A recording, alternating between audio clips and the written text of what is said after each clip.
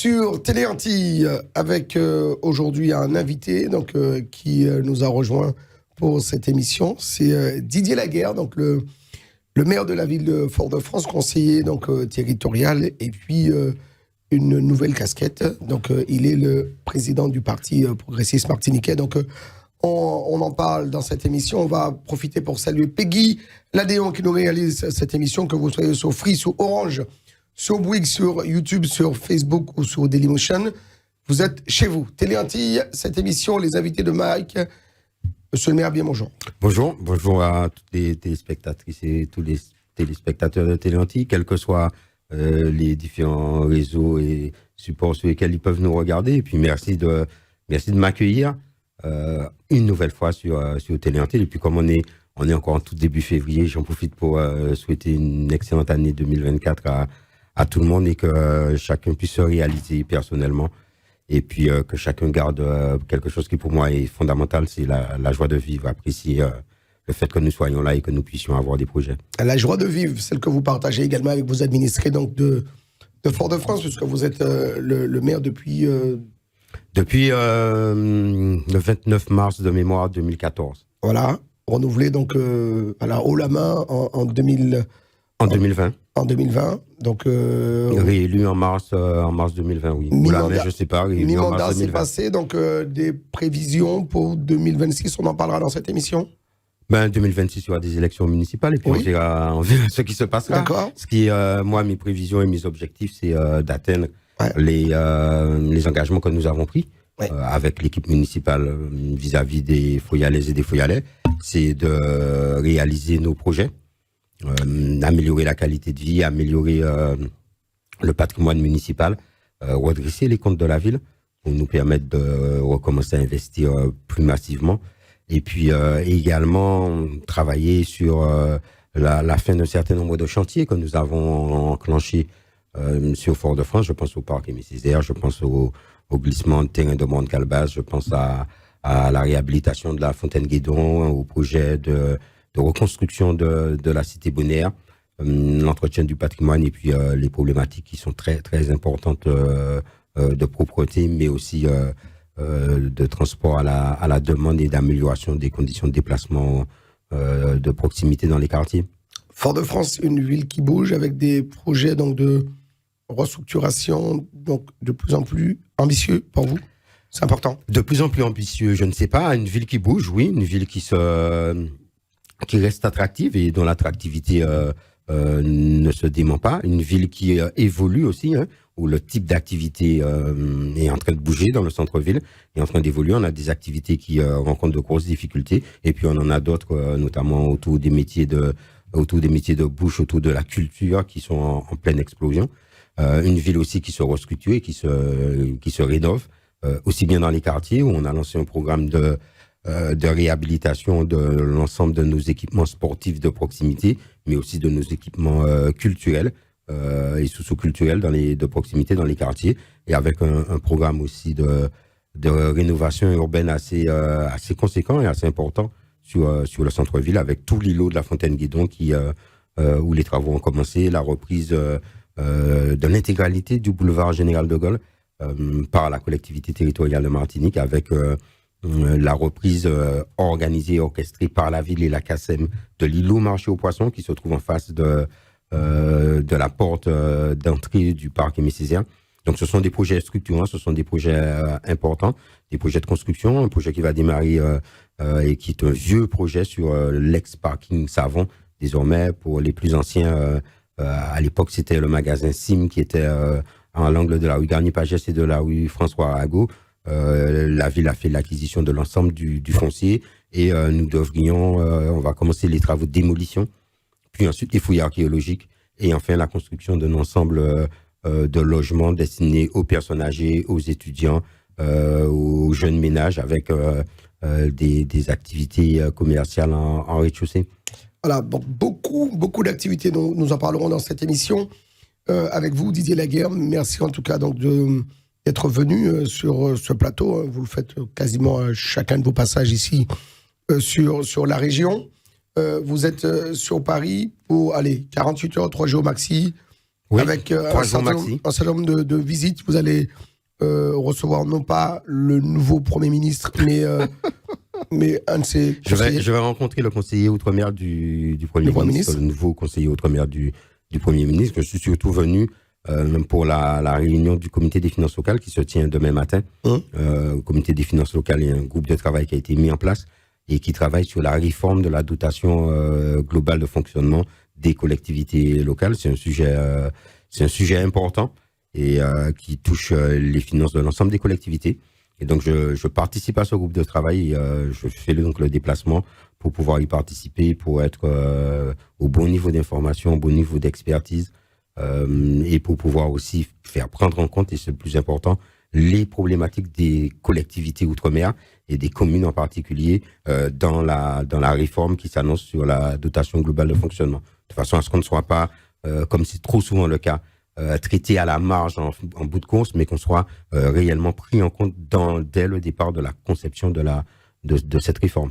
La dernière fois que vous êtes passé nous voir, Didier Laguerre, vous étiez maire, certes, oui, conseiller territorial avec en charge donc la gouvernance, les finances et les affaires juridiques. Et puis depuis le 26 novembre 2023, une nouvelle casquette donc sur la tête, c'est la casquette donc de le président ou le secrétaire général du parti progressiste martiniquais, donc parti emblématique, puisque c'est celui qui a connu le succès donc d'Aimé Césaire, de votre prédécesseur également, Serge Letchimy. C'est une continuité, donc Oui, je suis pas secrétaire général, j'en ai été le secrétaire général pendant 9 ans, de 2005 à 2014, et j'ai arrêté le secrétaire général en étant élu maire de Fort-de-France. J'ai considéré que c'était incompatible déjà d'être candidat et secrétaire général. Non, là j'ai été élu par le congrès président du parti, puisque Serge Letchimy a décidé de ne plus se représenter à la présidence du parti. Présidence, ouais. Et donc j'ai décidé de me présenter et d'assumer la présidence du parti, c'est-à-dire les grandes orientations du parti et d'assurer les grands équilibres du parti. Le secrétaire général, lui, étant chargé de faire fonctionner le parti au quotidien. C'est une continuité, oui, c'est un parti prestigieux, c'est le parti qui a été fondé par Aimé Césaire, donc avec une ligne idéologique claire de la responsabilité martiniquaise, de la reconnaissance de l'identité martiniquaise, de la personnalité collective du peuple martiniquais, de l'existence même de ce peuple martiniquais et de cette nation martiniquaise, et de la nécessité bien que nous puissions gérer au plus près nos propres affaires, mais d'où, par exemple, le travail qui est mené actuellement qui a été mené par le Congrès des élus, initié par Serge Letchimy, et pour lequel j'ai eu l'honneur de présider la commission ad hoc qui a travaillé sur les problématiques de domiciliation d'un pouvoir normatif autonome dans les collectivités outre-mer, et donc de faire des propositions de modification de la Constitution française pour permettre ce pouvoir normatif autonome dans les collectivités locales outre-mer, celles qui le souhaitent évidemment. D'accord.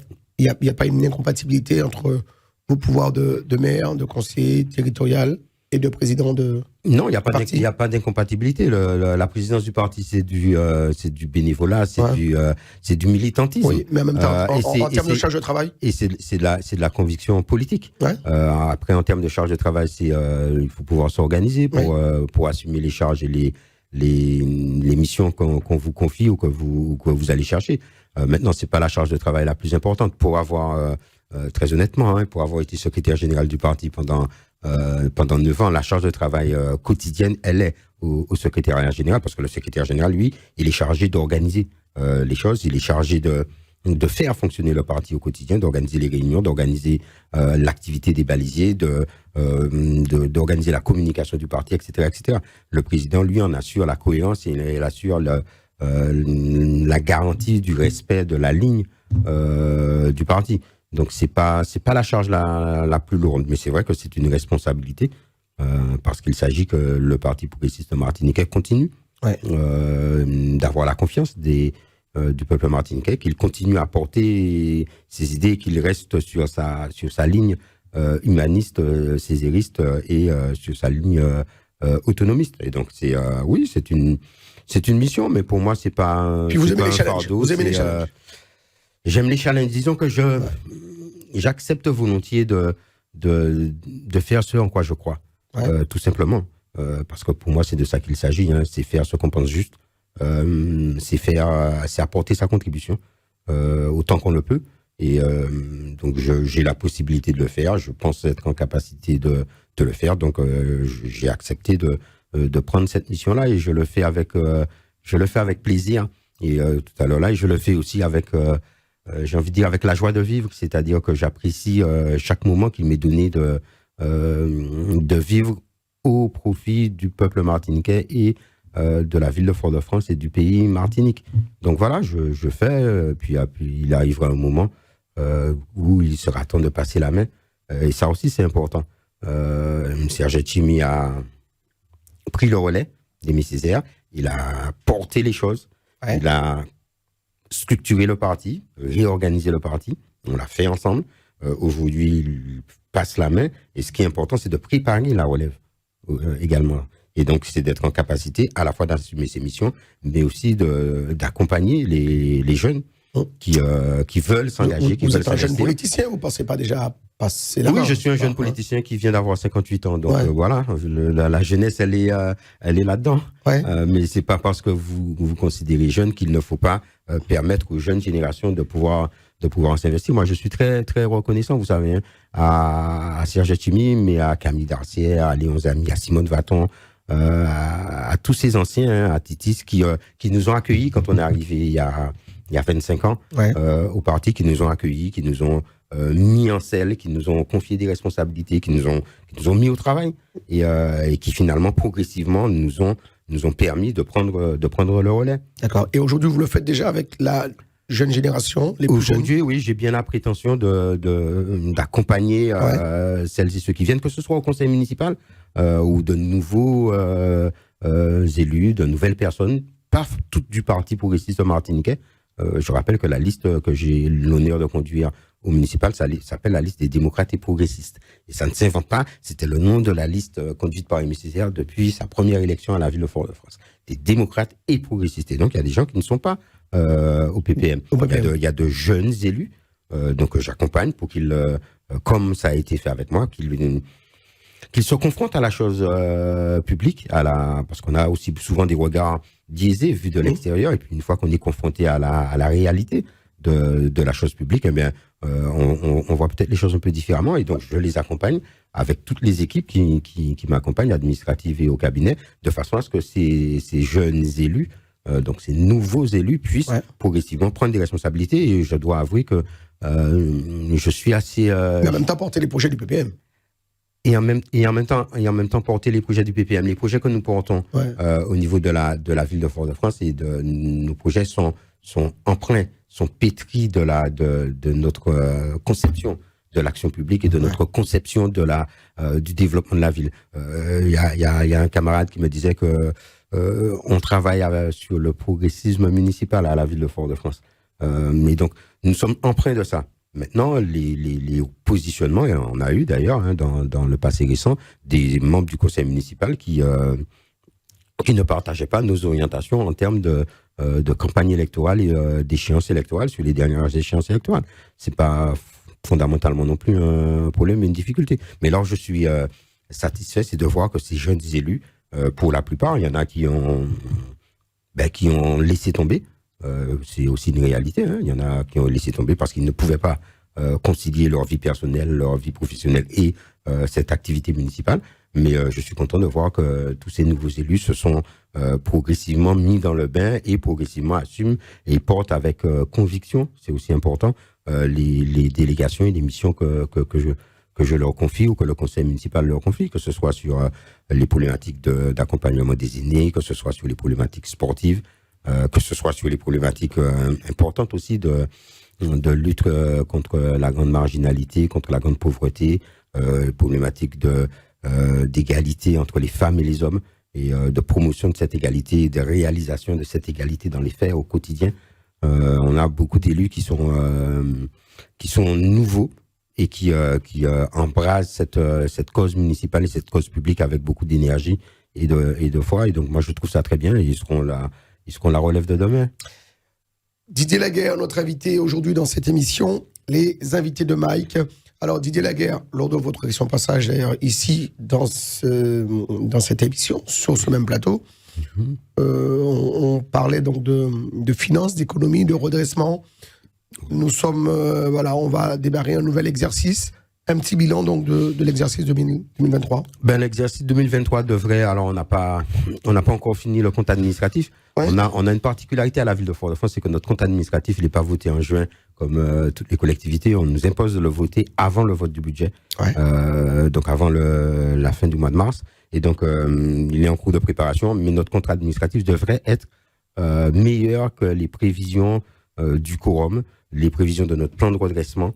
Et donc, il devrait être pas encore équilibré, mais avec un déficit moindre que ce qui était prévu et ce qui était planifié.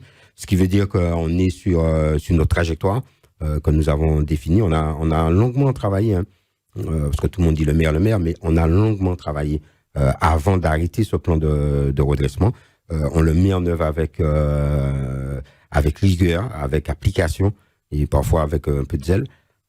Sur la question de la limitation des recrutements à la ville de Fort-de-France et la maîtrise de la masse salariale, on a pu encaisser l'ensemble des augmentations de charges qui ont été décidées par le gouvernement sans compensation. On oublie ça. Le gouvernement décide d'augmenter la valeur du point d'indice et donc le salaire des fonctionnaires. Moi, je trouve ça très bien d'améliorer le pouvoir d'achat des fonctionnaires. Ouais. C'est une très bonne chose, mais il oublie de donner l'argent à ceux qui vont les payer.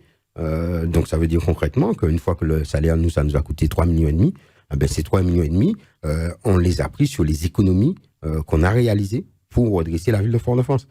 Et donc redresser les finances. Et donc on a pu encaisser ces différentes décisions du gouvernement non compensées sans dégrader nos résultats, sans perdre de vue et sans s'écarter de nos prévisions.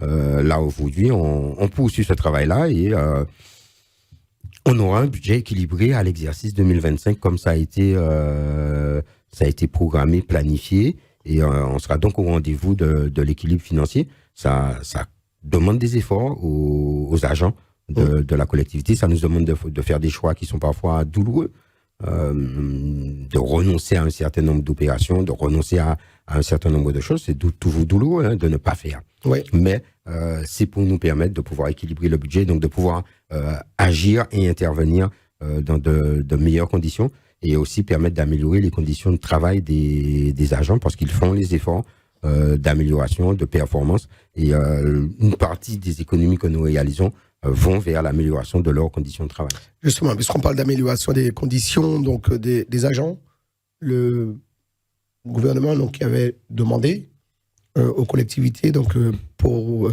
celles qui pouvaient, donc de pallier ou de prévoir une petite prime, la prime pour aider, en tout cas donc ceux qui, pour les collectivités qui pouvaient. Donc, est-ce que ça a été le cas pour Fort-de-France? Il y a eu une enveloppe? Non, nous avons mis en place le RISTEP, le régime légal, et cette année, nous avons mis en place la prime d'activité pour les agents de la collectivité. Donc, on a sur les 2150 agents que comptait la ville fin décembre, eh bien, nous avons versé à plus de 800 agents une prime d'activité sur l'année qui avait été planifiée dans les comptes de la ville et qui a fait l'objet de discussions avec les partenaires sociaux lorsqu'on a adopté notre régime indemnitaire et notre plan de redressement. Ça faisait partie du plan de redressement. Et donc voilà, on a amélioré les conditions de travail des agents, c'est améliorer la rémunération, mais c'est aussi améliorer les conditions matérielles de travail, de climatisation des locaux, de réhabilitation de certains locaux, de matériel pour travailler. Donc, travail là, on va travailler sur le parc automobile qui est un taux de panne trop important pour faciliter l'activité au quotidien des agents. Et tout ça, on doit le faire tout en maîtrisant nos dépenses et en améliorant nos recettes pour atteindre l'équilibre et sans augmenter ni les tarifs des prestations municipales, ni, c'est très important pour moi, ni les impôts. D'autant que la taxe d'habitation a été supprimée et les collectivités municipales ne reçoivent que la taxe foncière et ça me paraît injuste de faire peser sur les seuls propriétaires le financement des opérations alors que les utilisateurs qui payaient à l'époque la taxe Habitation. en étant locataires, eux ne payent plus. Donc, je trouve ça injuste. Donc, supprimer sans compensation de l'État. Supprimer avec une compensation de l'État, mais c'est toujours la même chose. La compensation de l'État, elle est figée à 2018. Si votre population augmente entre le moment de la compensation et aujourd'hui, cette augmentation n'est pas prise en compte. C'est pas le cas pour la ville de Fort-de-France. Vous n'avez pas augmenté en termes de... C'est pas le cas pour la ville de Fort-de-France, mais notre population diminue moins que précédemment. Et notre recette fiscale augmentait. Parce que nous avons aussi mis en place un programme de connaissance de nos bases fiscales et donc de faire en sorte que rétablir la justice fiscale, c'est-à-dire faire en sorte que l'ensemble des contribuables qui devaient payer les impôts locaux soient effectivement assujettis à ces impôts locaux. Ce qui nous permettait d'avoir une augmentation de notre recette sans augmenter nos taux. Et une fois que le gouvernement a figé et qu'il le compense, il fige aussi la recette que vous avez. Cette recette n'est plus dynamique et vous n'avez plus de pouvoir de décision. Mais le plus grave, de mon point de vue, c'est que les utilisateurs, la taxe d'habitation, c'est pour celui qui habite. La taxe d'habitation, pour celui qui habite. Quand vous supprimez cette taxe d'habitation, ça veut dire que celui qui habite, celui qui utilise les routes, celui qui utilise les écoles, celui qui utilise le service public, n'est plus assujetti à cet impôt. Les seules personnes qui financent, c'est en réalité ceux qui sont propriétaires. Or, il y a plus de personnes qui habitent que de propriétaires. Et donc, vous faites peser sur une partie des contribuables l'ensemble du fonctionnement du service public. Et c'est, de mon point de vue, c'est particulièrement injuste. Mais voilà, c'est comme ça, le gouvernement prend ses décisions, le Parlement vote et on n'en parle plus. C'est ça la démocratie, à la française en tout cas. Donc voilà, c'est une décision qui a été prise et on assume et on fait avec. Et d'un point de vue global, ça n'empêche pas les collectivités locales en France d'être meilleurs élèves que l'État dans la maîtrise de leurs dépenses. Et c'est d'ailleurs la raison pour laquelle l'État a tendance à aller regarder de près les marges que les collectivités locales peuvent dégager pour se financer lui-même. Vous allez rencontrer Didier Laguerre, le conseiller donc à l'outre-mer donc du Premier ministre, donc de Gabriel Attal. Vous allez lui parler de l'octroi de mer, donc je vais lui parler de plusieurs problématiques. De cette réforme qu'on prévoit pour l'octroi de mer. Vous êtes inquiet donc de cette réforme? Je suis toujours un peu inquiet lorsque l'État annonce une réforme. La petite expérience que j'ai et l'histoire nous montre qu'en général, quand l'État a fait des réformes, c'est à son profit. Et sûrement pas au profit ni des administrés, ni des collectivités. Et donc, je suis un peu inquiet quelle est la volonté du gouvernement. Jusque-là, on a du mal à voir où il veut aller. Et l'octroi de mer a plusieurs rôles. Protéger la production locale, protéger l'industrie locale, et les produits locaux, assurer le financement des collectivités locales. Pourtant. Et il est accusé d'être à l'origine de la vie chère. Il me semble qu'il y a une commission parlementaire qui s'est penchée sur la question de la vie chère et que l'octroi de mer n'est pas sorti comme étant le premier vecteur, même s'il peut y contribuer. Il faut dire les choses comme elles sont, mais il n'est pas sorti comme le premier vecteur responsable de la vie chère. Alors, qu'il faille le réformer parce qu'il est complexe, parce qu'il est difficile à piloter et à comprendre au fil du temps, peut-être. Qu'il faille simplifier les choses, peut-être. Mais il faut que la commande soit claire. Il faut que la concertation, d'ailleurs, il y a des groupes de travail. Aujourd'hui, un groupe de travail qui se réunit à Fort-de-France à l'initiative de la collectivité territoriale de Martinique sur la réforme de l'octroi de mer. Il y a des groupes de travail dans les associations d'élus. Ce qui est important, c'est que cette réforme ne se fasse pas, encore une fois, au détriment des collectivités, au détriment des finances de ces collectivités et au détriment de la population qui, au final, paye la facture. Vous percevez intégralement donc cet octroi de mer sur le territoire ou alors ça passe par Paris? Non, c'est perçu. C'est une taxe qui est perçue par le service de l'État, par la douane, qui reverse intégralement. Intégralement, oui. Enfin, vous savez que l'État se paye pour l'État vous fait payer en tant que collectivité le fait de collecter l'impôt. Mais cette taxe, elle est reversée aux communes. pour la part communale, répartie selon une répartition qui date déjà de très longtemps. Qu'il faudrait revoir.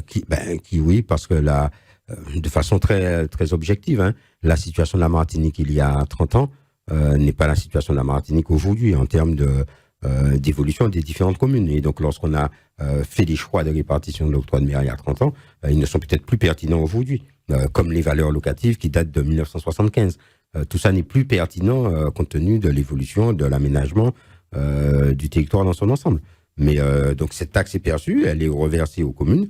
Une partie est reversée au conseil régional également, et le surplus par rapport à l'année précédente constitue un fonds d'investissement qui va être réparti entre les communes.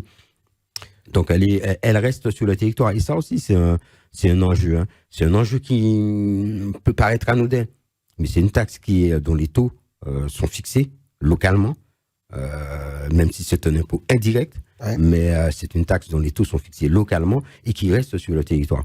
Donc c'est aussi un embryon d'autonomie fiscale. Si vous voulez pouvoir, on pense au développement de transport, comment vous développez le transport sans financement? Et donc ce financement, vous le prenez sur le territoire. Et donc si vous avez cet embryon d'autonomie fiscale qui disparaît, comme en supprimant la taxe d'habitation, vous avez réduit l'autonomie fiscale des collectivités locales. Plus vous réduisez l'autonomie fiscale, plus vous encadrez et plus vous limitez la marge de manœuvre et la capacité des collectivités à décider de ce qu'elles vont faire. On remplace ça par des dotations, on remplace ça par des appels à projets, et donc on va financer des projets qui vont dans un sens. Ça ne veut pas forcément dire que c'est ce dont j'ai besoin. Et donc, petit à petit, on réduit tout en décentralisant, tout en disant qu'on va donner plus de compétences et plus de pouvoir aux élus locaux, mais en réalité, on leur donne le pouvoir, mais on récupère les sous. Donc, quand vous avez récupéré les sous et que vous dites que vous financez si vous faites tel ou tel type de projet, vous avez aussi enlevé la capacité, l'autonomie, le pouvoir de décision à ces collectivités. Et peut-être même, si vous réfléchissez encore un peu plus loin, vous remettez en cause l'équilibre démocratique, parce que lorsque vous allez aux élections, vous vous engagez auprès de la population pour réaliser tel et tel type de projet. Et au final, vous ne pouvez pas forcément les réaliser parce que les sous dont vous disposez doivent aller sur d'autres projets parce que c'est ce que l'État a décidé. D'accord. Ça pose un petit problème démocratique. Vous qui êtes à la tête d'une hein. ville comme Fort-de-France, combien d'habitants? 75 000 habitants. 75 000 habitants. Vous qui êtes au plus près donc, de vos administrés, vous sentez que les choses deviennent aujourd'hui, en 2024, de plus en plus dures pour oui, la grosse majorité de la population? Oui, je vois l'effet de la vie chère. Ouais. Je vois l'effet des inégalités qui se creusent dans notre pays et donc dans la ville. Je vois une pauvreté existante, persistante et qui se développe sur le territoire de Fort-de-France et en Martinique d'une façon générale. Et oui, je vois que les choses sont difficiles et que les fins de mois commencent de plus en plus tôt pour de trop nombreuses personnes. Ouais. Je vois l'effet aussi sur l'action du CCAS qui est de plus en plus sollicité pour des accompagnements et des aides d'urgence, des aides permettre aux gens tout simplement de faire les courses ce week-end pour pouvoir donner à manger aux enfants.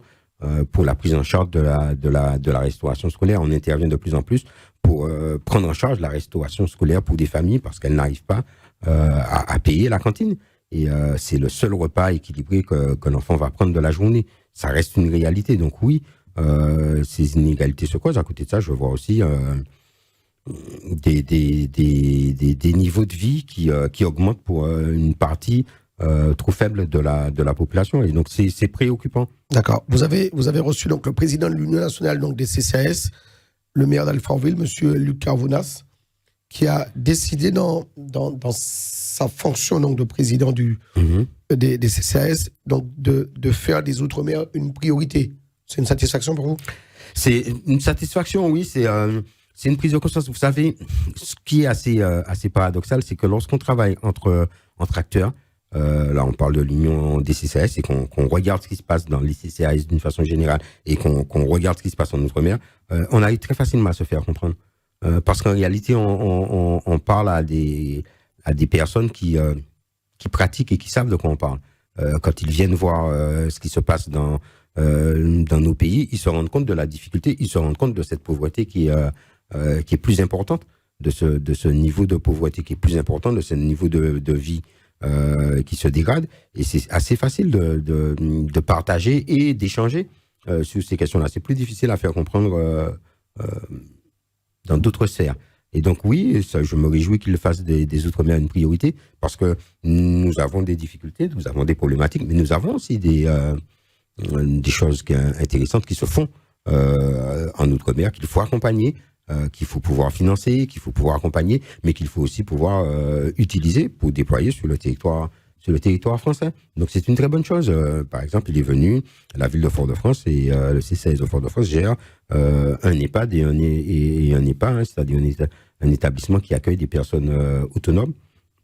Et donc gère ce service médical avec parfois quelques difficultés, il faut le reconnaître aussi, mais nous assumons et nous gérons cet établissement. Nous gérons un service d'aide à la personne. Nous avons lancé un service nous avons lancé une expérimentation de déplacement à la demande dans les quartiers populaires. Donc on a conclu l'expérience fin du mois de janvier et on va étendre, et cette année le projet c'est de développer, d'étendre sur pas tous les quartiers, mais sur un certain nombre de quartiers de Fort-de-France, et à terme de faciliter le quotidien des gens. Et donc c'est important qu'on puisse échanger. J'ai travaillé il y a pas si longtemps que ça avec la ville de Roubaix, le maire de Roubaix, sur les problématiques de réhabilitation, sur les problématiques on en a parlé ici, d'habitat, on en a parlé. C'est un gros problème. La Martinique compte un nombre de logements vacants excessif, et l'habitat, le coût de l'habitat pèse dans un ménage et dans le budget de ménage. Et donc on travaille sur ces questions-là, et c'est important pour moi tout en étant autonomiste et en ayant la volonté de gérer au maximum mes propres affaires. Gérer mes propres affaires ne veut pas dire gérer en autarcie et se couper du monde. Au contraire, c'est gérer mes propres affaires en partageant, en échangeant et en dialoguant, et en tirant profit des expériences heureuses et positives qui ont pu avoir lieu ailleurs, et en partageant celles que nous avons, et aussi tirant profit des expériences malheureuses pour ne pas commettre les mêmes erreurs. Donc c'est un travail partenarial que je mène aussi depuis peu, que je souhaite mener avec la ville de Cannes et avec la base nautique de Cannes, où on a commencé à travailler sur de l'insertion de jeunes dans le cadre de l'école de voile traditionnelle que nous avons mis en place avec l'association Cap Créole et l'association Mama et Texaco à Texaco à Fort-de-France. L'objectif, c'est transmettre les valeurs de la voile traditionnelle, c'est initier à la voile traditionnelle, c'est également avoir une IOL compétitive à Fort-de-France un jour aussi, hein, capable de gagner le Tour des IOL, mais c'est aussi accompagner les jeunes dans leur formation au métier de la mer, et ça on va le faire avec la base de Cannes, la base nautique de Cannes, et donc travailler, permettre à ces jeunes de pouvoir avoir des débouchés professionnels. Donc c'est un ensemble, mais ça on le fait avec des partenaires qui sont ici, et on le fait aussi avec des partenaires qui sont là-bas. Très bien. Alors, on a parlé donc de la population, mais on pourrait en redire, il y a plein de choses à dire, mais on a aussi constaté que depuis quelques mois, alors on a parlé de la population, mais on a également l'économie. Ce sont de plus en plus d'entreprises qui ont du mal à se maintenir dans ce système, dans ce paysage économique. Vous qui avez en charge, donc justement avec la CTM, la gouvernance, les finances, les affaires juridiques, que comptez-vous faire, que compte faire justement la CTM pour venir en aide aux entreprises, notamment aux entreprises martiniquaises qui sont défaillantes et de plus en plus défaillantes depuis quelques années? Oui, on a une situation économique en Martinique qui est difficile. On a un contexte qui est difficile. La vie chère, c'est aussi pour les entreprises. Hein. Ouais. Donc, on a une situation économique qui est tendue, qui est difficile, même si elle s'améliore. La crise Covid et les aides Covid qui ont été mises en place, qui sont remboursables par les entreprises, n'a pas forcément amélioré la situation.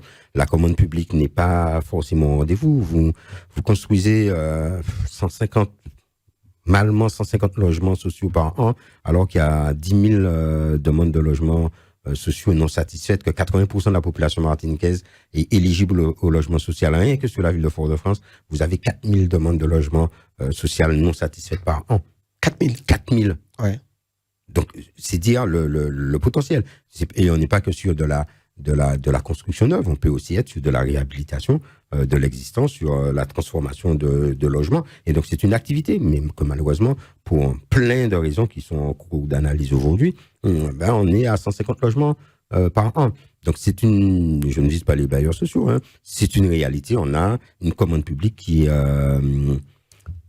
inférieure à ce qu'on pourrait souhaiter pour soutenir l'activité du BTP et donc l'activité par ricochet de l'économie martiniquaise. La collectivité territoriale de Martinique, c'est un budget particulièrement contraint.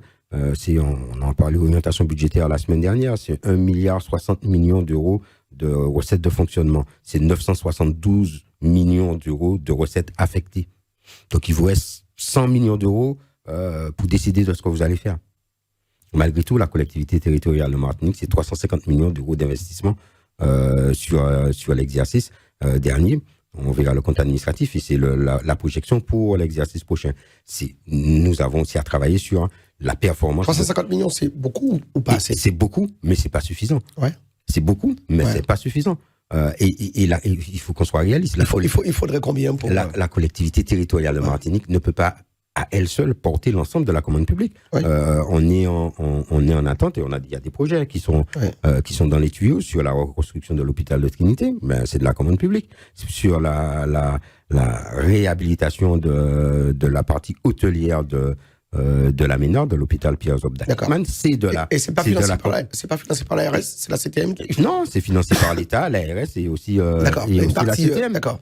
Ce que je veux dire, c'est qu'il n'y a pas que la collectivité territoriale de Martinique qui puisse et qui doivent porter la commande publique. C'est pour ça qu'il y a un contrat qui s'appelait avant-plan État-région pour flécher et pour organiser le financement. Je parlais tout à l'heure du logement social. Là aussi, c'est de la commande publique. La ville de Fort-de-France elle-même, qui est le 3e budget de la Martinique en volume, tant qu'elle n'a pas redressé ses financements, elle n'est pas en capacité de porter plus d'une quinzaine de millions d'euros d'investissement, même si ça nous permet de lever des investissements sur la rénovation urbaine. On est à plus de 65 millions d'euros d'investissement. Sur la Cité Bonnière, c'est 49 millions d'euros de travaux. Là, on a 10 millions de VRD qui doivent être réalisés cette année pour ensuite permettre la construction de plusieurs ensembles immobiliers. Donc, c'est une commande publique qui est insuffisante pour porter à elle seule. C'est pas la CTM qui pourra porter elle seule, mais elle y contribue fortement. La CTM, c'est aussi plus de 2000 entreprises qui ont été accompagnées sur l'année 2023. Donc, accompagnées financièrement par rapport à leurs difficultés.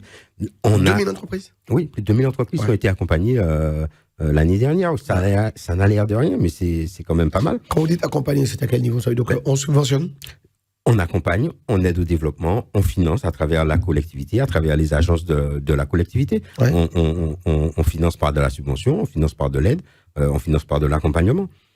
Et la collectivité doit aussi, c'est une réalité, améliorer. C'est aussi ce que je fais au niveau de la ville de Fort-de-France, améliorer ses délais de paiement. Ouais.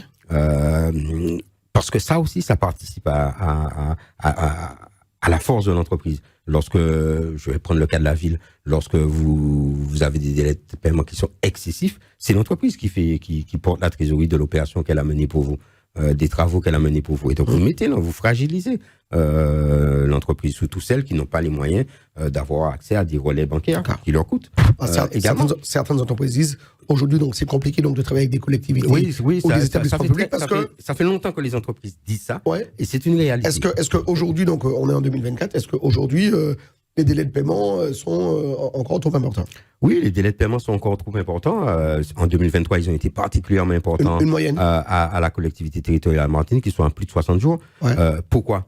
Parce que vous avez eu on est hors cadre, on est hors loi. Oui, on est hors cadre. Mais vous avez aussi une cyberattaque qui a paralysé la collectivité sur le plan informatique. Aujourd'hui, on va pas tout mettre sous la cyberattaque. Non, on va pas tout mettre sous la cyberattaque. Mais lorsque vous restez 4 mois sans moyen informatique, vous pouvez pas déposer votre facture.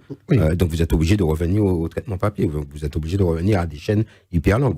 On a été obligé de travailler avec la PERI pour qu'on puisse mettre en place des circuits spécifiques pour permettre le paiement de ces entreprises. La cyberattaque, elle a lieu en mai. Il faut voir comment fonctionne une année budgétaire. Vous votez votre budget en mars, d'accord?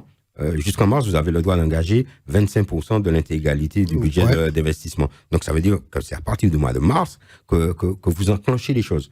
Quand vous êtes en mai et que tout s'arrête. Vous avez tout le budget qui est voté, qui sont... Et que tout s'arrête et que vous revenez au papier, au crayon. Quand je dis vous revenez au papier, au crayon, vous n'envoyez pas de mail. On réalise pas bien ce que ça veut dire. Vous n'envoyez pas un mail. Jusqu'à aujourd'hui, les dossiers de la collectivité sont mis sur une plateforme pour qu'on puisse aller télécharger les dossiers de la plénière.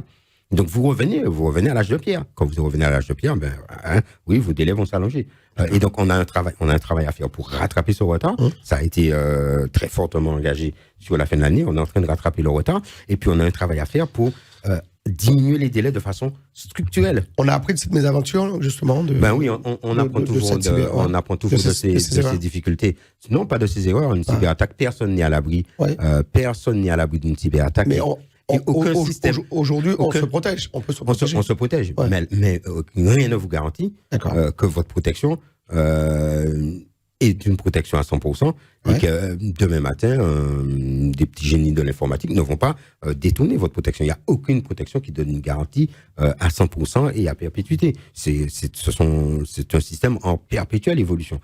On apprend simplement de ce genre d'accident, y compris pour les autres collectivités.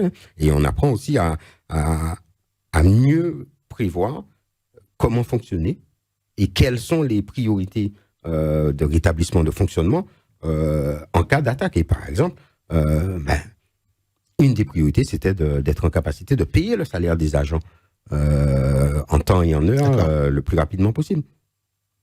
Très bien. On va dire un petit mot sur le transport à Fort-de-France. Vous avez mis en place donc un type de transport qui s'appelle Antidoucine. Antidoucine, oui. Il faudrait qu'on puisse en parler. Antidoucine, c'est un... Alors, beaucoup de collectivités, aujourd'hui mettent en place ce type de transport. Pourquoi beaucoup? Parce qu'il y a un besoin. Oui. Pourquoi beaucoup de collectivités y vont? Parce qu'il y a un besoin. On a fait l'expérimentation dans le cadre de la politique de la ville, donc accompagné et financé par l'État. Je critique et je dis ce qui est fait aussi. Financé par l'État.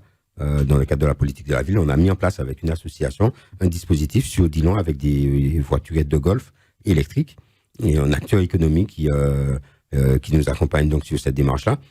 Un service de déplacement à la demande qui permet à un habitant qui gratuitement, qui permet à un habitant qui doit se déplacer pour aller à la pharmacie et qui pour se faire à une distance trop importante pour le faire seul, qui doit aller chez le kiné, qui doit aller chez le médecin, donc des déplacements à l'intérieur du quartier. On est à Dillon de pouvoir le faire gratuitement, donc qui fait une réservation et on a une quarantaine de déplacements par jour qui rend vraiment service à la population parce que le réseau de transport, quelle que soit sa performance, et c'est pour ça que ça se développe un peu dans toutes les collectivités, le réseau de transport, quelle que soit sa performance, ne répond pas à ce type de besoin-là. Et donc, il faut couvrir ce besoin parce qu'on a une population vieillissante et donc qui rencontre parfois des difficultés à se déplacer. Et donc, on a expérimenté à Dillon, on a validé le modèle et maintenant, j'ai demandé au CCAS de le reproduire et de le dupliquer sur un certain nombre de quartiers où les déplacements en transport collectif sont difficiles et puis sur des quartiers où il y a quasiment pas de bus. Tout simplement, quand vous habitez après le tunnel Didier, pour ceux qui connaissent, quand vous avez passé le tunnel Didier, il n'y a pas de bus. Le bus ne passe pas sous le tunnel, de toute façon. Donc, vous dites qu'il est accessible aux PMR, mais pas à tous les PMR. Si on est en chaise roulante, on ne peut pas y monter. Si on est en chaise roulante, non, on ne peut pas y monter. Non. Pour l'instant, non. Mais donc, on va travailler avec d'autres types de véhicules pour pouvoir prendre les demandes des PMR. Il y a à mettre en place un dispositif et puis à l'améliorer et à l'adapter, à le faire performer en fonction des besoins. Mais quand vous êtes à Font-Sinistré, il n'aime pas que j'appelle c'est le nom du quartier, il faudra qu'on change le nom, ça s'appelle Font-Sinistré. Quand vous êtes à Font-Sinistré et que vous voulez prendre le bus, il faut monter à pied à l'école de Floréal. Et vous montez un pied coco. Et quand vous revenez avec vos 2 cabas de cons, il faut descendre le pied coco avec vos 2 cabas de cons. Bon, c'est compliqué. Compliqué. Donc, et vous avez une population vieillissante, mais je vais lui faire un clin d'œil, mais quand vous êtes sur l'avenue Plissonneau à Redoute, vous avez le même problème d'accès en fait à la ligne principale, à la ligne de bus, de votre domicile à la ligne de bus. Et donc, vous avez des personnes âgées qui ont du mal à sortir, à se rendre au club des aînés du quartier parce que elles ne peuvent pas remonter à pied jusqu'à la ligne de bus. Et donc, ça permet d'assurer ces déplacements et donc d'assurer de la cohésion, de lutter contre l'isolement aussi des personnes âgées et puis de faciliter la vie quotidienne de celles et ceux qui ont besoin de se déplacer, soit pour aller travailler, soit pour aller faire leurs courses, vaquer à leurs occupations. Donc c'est un besoin qui émerge et auquel nous allons apporter une réponse progressivement. Puisqu'on parle de bus, 23 nouveaux bus sont arrivés pour la Martinique. Oui, Martinique Transport a fait l'acquisition de 23 bus. On a pour le réseau du centre. Ouais. Parce que Martinique Transport s'occupe de l'ensemble du transport en Martinique. C'est la seule autorité compétente en matière de transport. C'est une volonté martiniquaise. Il a fallu demander une habilitation pour ça. Et on a pris plusieurs années à obtenir cette habilitation après de nombreuses années de combat au Parlement pour obtenir qu'il y ait une autorité unique. Ça s'est jamais fait. Donc, il a fallu une habilitation. Aujourd'hui, on a Martinique Transport qui s'occupe de l'ensemble du transport en Martinique. Et le réseau de transport urbain sur Fort-de-France, Lamentin, Saint-Joseph, Kassem est particulièrement en difficulté pour plein de raisons d'organisation, de structure, de type de marché passé et également pour un nombre de bus défaillants important. Et donc, Martinique Transport a fait l'acquisition de 23 bus pour renforcer le réseau. Des souvenirs que j'ai de l'époque où il y avait une délégation de service public et où le maire de Fort-de-France que je suis a participé à beaucoup de réunions de négociations de conflits sociaux, alors que c'était pas ma compétence. Enfin, j'étais beaucoup dans les réunions de négociation. Il me semble qu'il faut environ 70 bus pour faire fonctionner le réseau. Il manquait trop de bus pour que le réseau puisse fonctionner. Donc, on a des lignes qui étaient pas du tout desservies, ou alors des lignes desservies avec un bus qui, au lieu de passer toutes les demi-heures, passe toutes les 2 heures. Et donc, une grande difficulté pour celles et ceux qui se déplacent en transport en commun. Et donc, Martinique Transport a acheté 23 bus, ce qui va permettre d'améliorer la desserte du réseau, la couverture du réseau. Pas encore d'arriver à quelque chose de satisfaisant.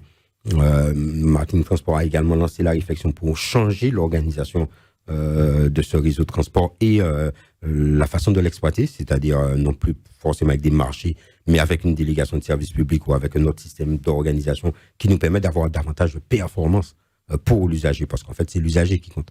Nous travaillons avec la régie de transport, qui est la régie créée par Martinique Transport, pour améliorer les formations voyageurs, parce que là aussi, vous attendez le bus et vous ne savez pas quand est-ce qu'il va venir. Donc, vous pouvez attendre 2 heures.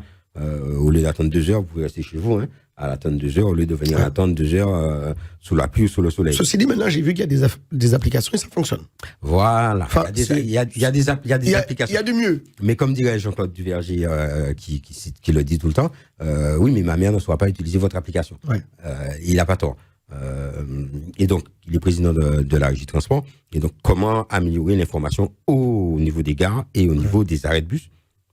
Et donc, c'est une des orientations, des priorités de la régie de transport Martinique sur le réseau du centre pour l'année 2024. Donc, être en capacité de donner l'information, donc équiper les bus pour savoir où est le bus, combien de temps il va prendre pour arriver à tel endroit, etc. Et donc, améliorer l'information voyageur, parce que ça aussi, c'est important.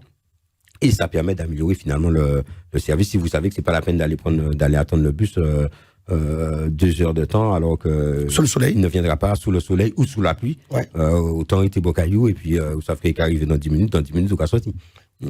Alors que là, c'est pas le cas. Donc, pour ne pas le rater, tu vas rester là attendre 2 heures. Et ça, c'est de la maltraitance, quoi. Donc, on travaille à l'amélioration de ce réseau. Moi, en tant que maire, je n'ai pas de compétences transport. Il faut qu'on comprenne bien. Moi, je suis souvent interpellé. Je n'ai pas de compétences transport, mais par contre, j'ai la compétence de faire remonter l'insatisfaction de la population foyalaise au niveau des instances qui s'en occupent, c'est-à-dire à Martinique Transport ou à la régie. Et c'est cette insatisfaction quant à la qualité du transport, elle est bien prise en compte. Et d'ici 2025, on aura une amélioration sensible déjà avec l'arrivée des nouveaux bus, avec l'information voyageur qui va s'améliorer, mais surtout avec une autre conception de l'exploitation de ce réseau de transport. D'accord. D'abord sous Fort-de-France et puis après sous l'ensemble de la Martinique. Je parle du réseau de transport urbain. D'accord. Fort-de-France, Lamentin, Saint-Joseph, Ouais. Chelcher. D'accord. C'est quatre communes de la CACEM. Oui, parce que D'accord. l'histoire, c'est un réseau de transport organisé à Fort-de-France, Ouais. puis confié à la CACEM, donc étendu aux 4 villes de la CACEM. Ouais. Et ensuite, Martinique Transport devient l'autorité unique, et donc ce réseau de transport est géré par Martinique Transport. Mais il ne faut pas oublier qu'au départ, les bus à Fort-de-France, c'était la JET, Ouais. qui a eu de longs conflits entre Aimé Césaire et la JET Félix Hilliard Fortuny, la création de la CETUF, pour ceux qui se rappellent, puis de la CFTU. Tout ça, c'était pour organiser le transport sur le territoire de Fort-de-France. Parce qu'à l'époque, la ville était compétente en matière de transport urbain. Elle a perdu cette compétence au profit de la CACEM, qui l'a perdu au profit de Martinique Transport. Vous voyez, la responsabilité s'est éloignée au fur et à mesure du maire, qui, en même temps, a suivi la responsabilité en étant dans chacune des instances où le transport est organisé. Mais en même temps, quand l'administré vient vous voir, il vous dit, mais monsieur le maire, le transport, c'est vous. Ah ouais, mais il peut me dire le transport, c'est moi, même si le transport, c'est pas moi, ma responsabilité. Parce que vous leur répondez justement. Ce qui va, ce qui Ça ne va. vous arrive régulièrement? Ah oui, ça m'arrive très régulièrement. Je lui réponds ce qui va, Ouais. ce qui ne va pas, et ce que je peux faire pour relayer ces problématiques et pour améliorer sa situation. Même si je ne suis pas, en tant que maire, l'autorité, mais en tant que maire, je siège dans des instances où je peux faire remonter et je peux faire prendre en compte ses besoins et ses attentes. Et ça, c'est important. Ouais. Par exemple, sur les abribus, qui ont fait l'objet d'un long conflit entre la CACEM et Martinique Transport, pour savoir qui doit gérer et entretenir les abribus. La CACEM doit, cette année, procéder au remplacement des abribus qui sont sur le territoire de la CACEM, donc des 4 villes, et en particulier sur le territoire de Fort-de-France. Et je serai assez vigilant d'ailleurs que les abribus qui vont être installés permettent aux gens de s'asseoir. Parce que, bon, quand vous attendez le bus et que vous êtes obligé de rester debout, même sur l'abribus, c'est pas forcément très intéressant. D'accord. Alors, monsieur le maire, je disais, enfin, vous qui êtes au plus près des administrés, c'est vous qui vous êtes le premier rempart. Donc, quand ça vous arrive de vous balader comme ça, seul dans Fort-de-France, et d'aller à la rencontre des administrés? Ça m'arrive de me balader seul dans Fort-de-France ou ailleurs et de rencontrer les administrés, de rencontrer mes compatriotes sans aucun problème et sans difficulté. Vous allez dans les écoles, vous êtes ancien professeur? Je vais dans les écoles, oui, absolument. Ouais. Je vais dans les écoles, je vais dans les lycées, je vais partout en fait. Hein. Ouais. Je vais partout et je n'ai aucune difficulté à rencontrer qui que ce soit, ni à entendre la satisfaction ou l'insatisfaction des gens pour qui je m'investis. Et ce qui est important, c'est de l'entendre, d'essayer d'expliquer, c'est de prendre en compte et de chercher à améliorer la situation et les choses. Ouais. Simplement. Et sans non, oui, je vais partout. Il n'y a pas d'endroit où je refuse d'aller, où je n'aille pas. Non. Non.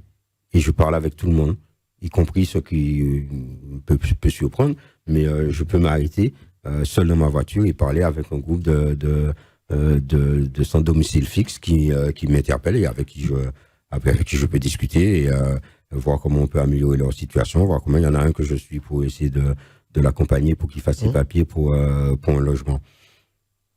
J'ai pas de difficulté à ce niveau-là. D'accord. Alors, juste pour revenir sur le transport quand même, à Martinique, à Fort-de-France ou ailleurs, ça reste criant, que ce soit les transports publics, mais c'est également la manière de circuler donc sur Fort-de-France et ailleurs. Ah oui. C'est devenu, ça reste de plus en plus compliqué. Ça reste un problème. Ouais. Bon.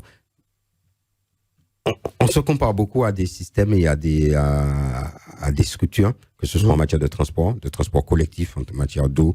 On se compare à des systèmes beaucoup plus performants, mais aussi beaucoup plus anciens, qui ont démarré bien avant nous. Quand je vous parle de JET, CETUF, CFTU, Mosaïque, aujourd'hui Martinique Transport, on est sur 30 ans. Ouais, c'était des régies. 30 ans d'organisation de transport. Ouais. Posons-nous la question de l'âge de l'organisation du transport francilien. Et on verra tout de suite qu'on n'est pas sur la même échelle de temps. Je ne parle pas d'échelle de financement. Donc oui, le transport collectif est un sujet en perpétuelle amélioration, même si très perfectible. en particulier sur le territoire de la CACEM et donc de Fort-de-France, mais le transport personnel, c'est-à-dire le réseau routier. Le réseau routier, et quand je dis ça, je ne critique personne, hein, je ne jette la pierre, c'est pas partie de ma façon de faire. Le réseau routier, il est en perpétuelle amélioration, parce qu'il a été... À quel niveau? En termes de qualité, en termes de fluidité. Où ça? Je vous donne un exemple simple. Oui. On en parlait il n'y a pas très longtemps. On est en 2024, il y a moins de 15 ans, à chaque fort événement pluvieux, l'aéroport de Fort-de-France, qui se situe au Lamentin, était coupé du monde. Parce que voie d'accès inondée au niveau de la Lézarde. Rappelez-vous, Martinique Automobile, Renault, au niveau de Renault, montée d'eau et sous l'eau, terminé, fin de l'histoire. Les travaux ont été faits. L'infrastructure, important. Les travaux d'infrastructure importants qui nous ont valu à l'époque beaucoup de critiques, mais qui ont permis de mettre l'aéroport et toute la zone hors d'eau. Donc d'autres personnes pourraient venir s'inspirer de la Martinique pour aujourd'hui améliorer leur système. Je ne sais pas. Nous, on travaille là. Non, mais n'ayons pas peur de dire les choses. Là, nous travaillons à améliorer parce que forte intempérie, moyenne intempérie, même pas forcément forte. Quand ça tombe. Mais la route du Sud est bloquée, coupée. Et à chaque pluie importante, les gens qui habitent dans le Sud se retrouvent coupés du monde ou obligés de faire des détours importants pour pouvoir rentrer chez eux ou pour aller au travail. Donc là, on est en train de travailler aujourd'hui à améliorer à lever ce point noir en rehaussant la route et en faisant les études permettant, là encore, de réaliser viaduc, canalisation pour... Donc le réseau, il est en amélioration. On a réalisé un réseau de transport collectif. On a refait, par exemple, pour ceux qui se rappellent, l'échangeur du premier pont de l'autoroute, donc le pont de Châteauboeuf, qui aujourd'hui permet une fluidité. Mais en même temps, il ne faut pas qu'on oublie qu'en Martinique, on rentre 1500 véhicules neufs par mois. Par mois. D'accord. C'est bon. On a. Alors, vous me direz, c'est parce que le transport n'est pas bien organisé. Oui et non. Mais on rentre 1500 véhicules neufs par mois. Le réseau se développe, mais il y a des choses à faire. Et par exemple, là, il se développe, mais il est surtout saturé. Mais il est saturé, donc il y a des choses à faire pour le développer, pour le désaturer. Donc, transport collectif. Là, on travaille sur du transport maritime, qui n'est pas encore suffisamment utilisé sur la côte Caraïbe, entre Casse-Pilote et Fort-de-France, entre Fort-de-France et l'aéroport. Est-ce qu'il n'y a pas une campagne pour sensibiliser et aider à ce développement? Il y a une campagne à faire. Il y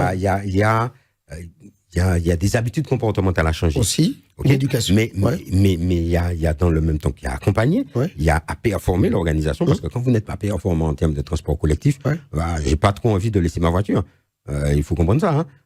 Si vous n'êtes pas performant en termes d'organisation, en termes de régularité, je prends ma voiture parce que le risque est trop important pour moi. Donc il y a tout ça à travailler en même temps.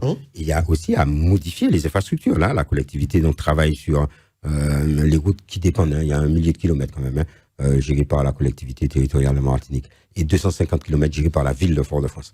C'est pas rien. On a le quart du réseau routier martiniquais à Fort-de-France. Je dis ça, je dis rien. On travaille sur l'amélioration des infrastructures à la CTM. On travaille à la création de nouvelles voies qui permettront de désenclaver. Parce qu'un des problèmes aussi, c'est que tout le monde converge au même endroit. Et donc, forcément, vous avez des engorgements. Donc, on a créé la rocade, on a créé les échangeurs. Et aujourd'hui, on travaille à créer une nouvelle voie qui va faire une liaison entre Brassil-Lorraine et Carrière, ce qui permettra de passer du nord au sud sans repasser par le Lamentin. Et donc, de fluidifier, de répartir les flux, en fait. En fait, on fait de la mécanique des flux, là. On répartit des flux. Si vous les mettez tous au même endroit, c'est comme un entonnoir, quoi. On travaille en même temps, collectivité territoriale de Martinique, à créer des passerelles. Parce qu'on a des carrefours sur toutes nos routes, donc grands axes, des carrefours qui automatiquement bloquent la circulation et donc créent une remontée de fil. Si vous créez des passerelles qui passent par-dessus ces carrefours, ceux qui vont tout droit, ceux qui vont dans le sud, ils passent au-dessus du carrefour et donc du coup ça permet de répartir le flux et de fluidifier la circulation. Donc on travaille sur l'ensemble de ces solutions permettant d'améliorer la fluidité du réseau routier et donc la performance de ce réseau routier en termes de temps de déplacement. Est-ce que concrètement, monsieur le maire, il ne faudrait pas pour la Martinique, dans son ensemble, des états généraux sur les transports en Martinique? Je ne sais pas. On en parle, ça fait 40 ans, 50 ans qu'on en parle. Mais les choses ne s'améliorent pas. Le jeune aujourd'hui, il a 20 ans, il achète sa voiture, il quitte le nord, il va au centre tous les jours travailler. à un moment donné, il faut changer les habitudes. On n'y arrivera pas. Mais les états généraux du transport, pour faire quoi? Pour amener les gens à dire de ne pas prendre leur voiture? Oui, mais ou leur proposer autre chose. les états généraux du transport pour améliorer la performance. C'est l'ensemble. Ne pas prendre les voitures parce qu'aujourd'hui, on vous a mis telle ou telle prestation à disposition. Mais si vous mettez, pareil, on en parlait des bus tout à l'heure, si vous mettez des bus et que ça passe toutes les 2 heures, forcément, ils vont acheter des voitures et ça va continuer. Et en même temps, plus vous développez votre réseau de transport, plus vous mettez à mal toute l'économie qu'il y a autour de la voiture. Plus vous mettez à mal toute l'économie qu'il y a autour de la voiture. Et donc, vous voyez les forces divergentes autour de cette problématique-là. Mais je ne sais pas s'il faut organiser des états généraux du transport. Moi, ce que je sais, pour m'intéresser à la question, c'est qu'on a une vision assez claire de ce qu'il y a à faire pour améliorer l'organisation du transport et pour améliorer la fluidité des déplacements en Martinique. Mais il faut aussi qu'on soit réaliste. Hein. On va faire ça sur le budget de Martinique Transport, qui est financé par le versement transport plafonné à 2%, dont le cadre a été défini par l'État pour l'ensemble des collectivités. Et on va le faire sur le budget de la collectivité qui met 85 millions d'euros dans le transport martiniquais. On le fait donc pour obtenir ce transport qui soit performant, moderne et à la hauteur des attentes d'aujourd'hui. Mais on le fait sur la force seule de l'organisation de transport martiniquaise. Alors que l'ensemble du transport sur le territoire national a été financé très largement pendant des décennies, pour ne pas parler de siècles, par la puissance publique et non pas par la puissance locale. Et donc, il y a une divergence entre notre niveau d'attente et notre niveau d'exigence et la capacité de financement qui est mise en face.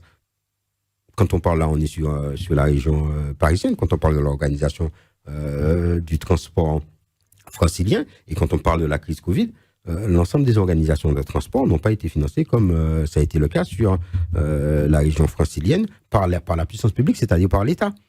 Donc, il y a aussi à se rendre compte que il faut qu'on se donne les moyens, y compris les moyens financiers, de nos objectifs et de nos ambitions. Là, on développe et on travaille sur liaison maritime, casse-pilote Fort-de-France, délégation de service public. Le prestataire nous dit, mais vous jetez de l'argent public, ça ne marche pas, il n'y a pas plus de 10 passagers par jour. Peut-être, mais il faut promotionner, il faut convaincre.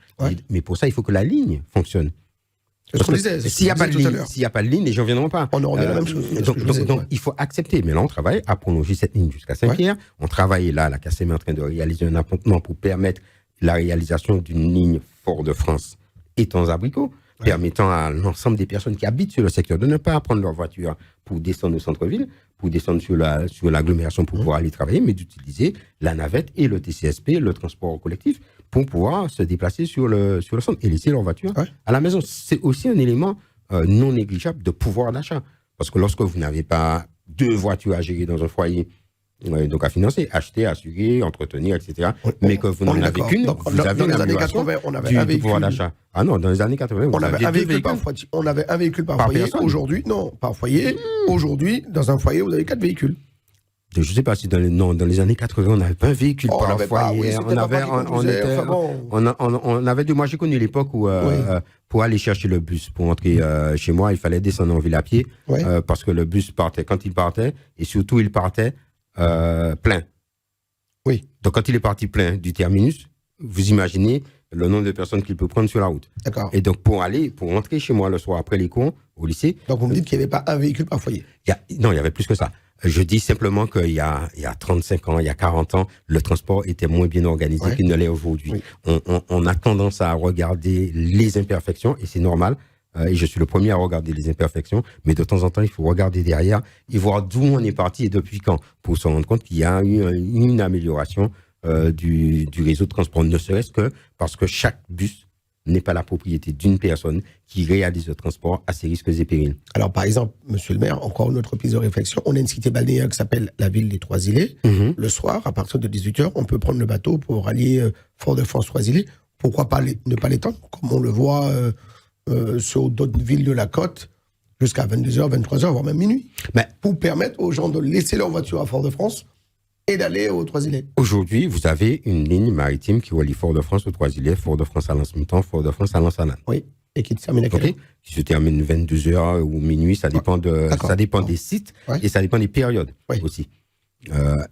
Nous, donc j'ai dit, on réfléchit à Fort-de-France. On a du monde toute l'année maintenant. Fort-de-France Saint-Pierre, mais pas forcément entre 22h et minuit. Oui. On réfléchit à Fort-de-France Saint-Pierre, on réfléchit à étendre, à aider dans la nouvelle délégation de service public, à faire Fort-de-France Anse-Darley également. Donc à étendre le transport maritime au fur et à mesure, permettant là aussi de désengorger le réseau routier. Mais vous allez quand même prendre votre voiture c'est là qu'il faut. Vous allez prendre votre voiture, vous allez habiter la campagne des Trois-Îlets. Vous n'habitez pas forcément le bourg.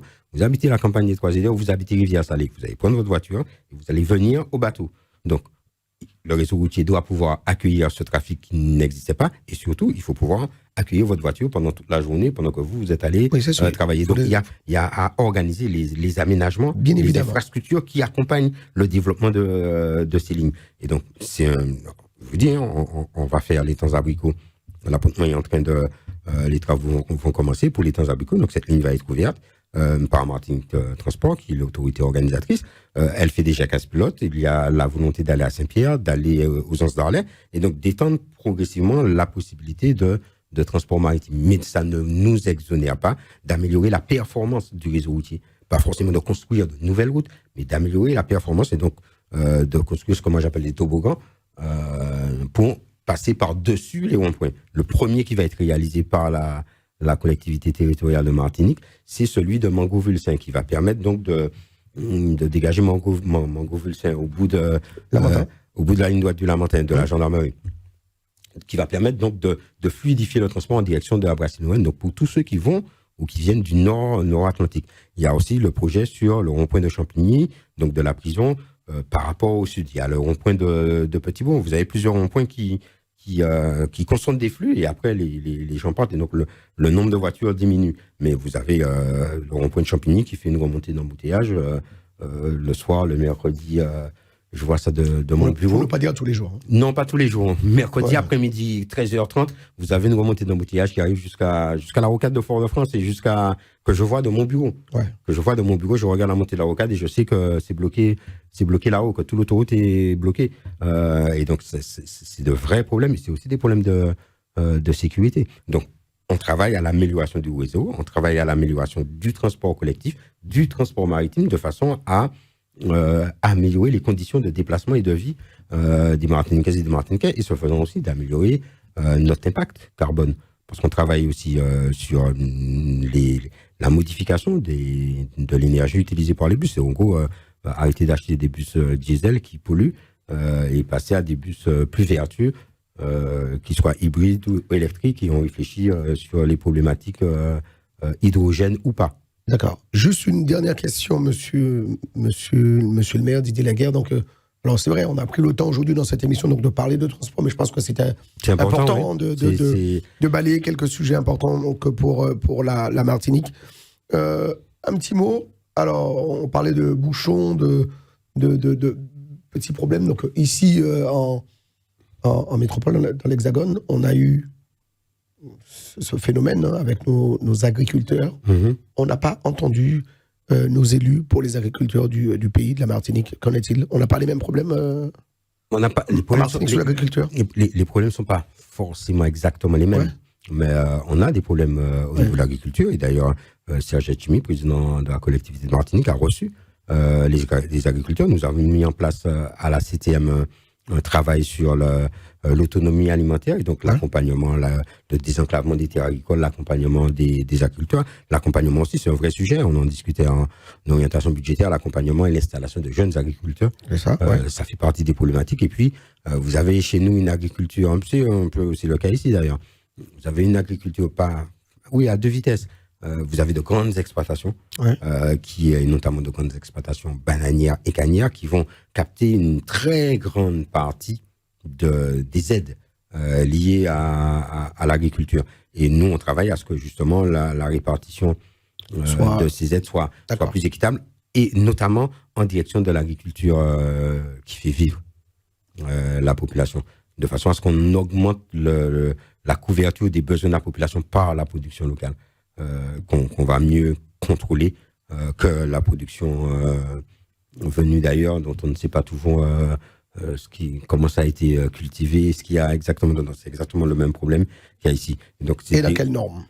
Et dans quelles normes et avec quels produits. Voilà. Et donc, ces rencontres ont eu lieu et ce sont des problématiques sur lesquelles on se penche. Et d'ailleurs, c'est le maire de Sainte-Luce, Nicaise Monrose, qui est conseiller exécutif à la CTM et qui est en charge de ces questions-là et de travailler. Donc, il nous a présenté un plan et nous avons aussi la volonté on a ouvert des discussions et la volonté de changer la répartition de ces aides européennes à l'agriculture de façon à ce que les choses soient plus équilibrées et que les petits agriculteurs, comme on les appelle, les petits planteurs. Quand on dit petits planteurs, on pense petits planteurs de bananes. Ouais. Déjà, eux, ils ont un problème par rapport aux gros et aux grosses exploitations. Mais vous avez les petits planteurs, l'agriculture maraîchère, l'agriculture vivrière, qui sont encore plus éloignés de ce financement-là. Et donc, comment mieux répartir le financement de façon à doper, à développer, mais comment, on parle rôle de la puissance publique, développer des infrastructures, donc des marchés d'intérêts territoriaux, régionaux, mais des marchés qui permettent d'écouler cette production. Comment accompagner la structuration des filières et soutenir les filières pour qu'il y ait de vrais débouchés pour ces agriculteurs. C'est par exemple ce que le maire de Fort-de-France fait à travers son service d'animation économique, parce que je n'ai pas de compétences de développement économique en tant que maire.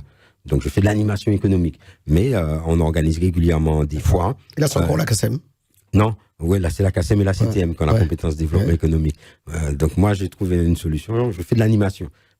Mais l'objectif, c'est de permettre à des agriculteurs, des planteurs, de pouvoir écouler leur production directement auprès des consommateurs, donc au niveau du grand marché de Fort-de-France. Donc, vous êtes pas vice-président de la CACEM, non, en tant que... Oui, je suis vice-président de la CACEM, mais je le fais en tant que maire. D'accord.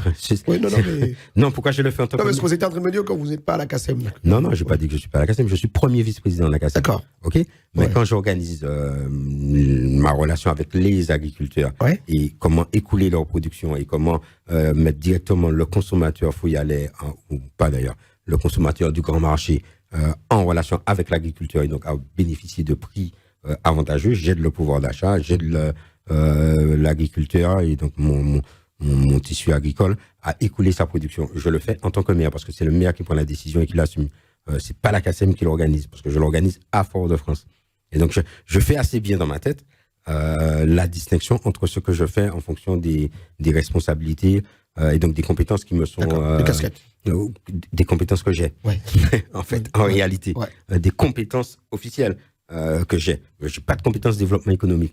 Voilà, les compétences de développement économique, c'est communauté d'agglomération et région. Les villes non plus, elles l'ont eu, mais elles n'ont plus cette compétence. Donc on a tourné les choses autrement. Mais quand je fais ça, donc j'organise ces foires, et je rends hommage d'ailleurs au service d'animation économique et au service de Thierry Collier qui s'en occupe. Quand je fais ça, je permets à mes agriculteurs, mes planteurs, d'écouler leur production, et notamment de l'écouler lorsqu'ils ont des difficultés à l'écouler. Et en même temps, je permets à la population d'avoir accès à des produits sains, à des tarifs compétitifs, puisque ce sont des prix froids. Voilà, merci à Didier Laguerre, notre invité aujourd'hui dans cette émission. Les invités de Mike, que vous soyez sur Free, Orange, Bouygues, Dailymotion, YouTube ou encore Facebook, merci de nous avoir suivis. Merci à Peggy Ladéon pour la réalisation donc, de cette émission. Daniel Borilla, notre responsable des programmes, Jean-François Saint-Louis, pour la mise en image. Merci Didier Laguerre d'être venu. Merci à Téléanti et merci à toute l'équipe de m'accueillir. Voilà, vous revenez quand vous le souhaitez. Donc on va également saluer votre chef de cabinet, Dario, qui nous a permis donc de réaliser cette interview. Merci à vous, merci de nous avoir suivis et à très vite sur Télé Antilles pour d'autres aventures dans cette émission, les invités de Mike.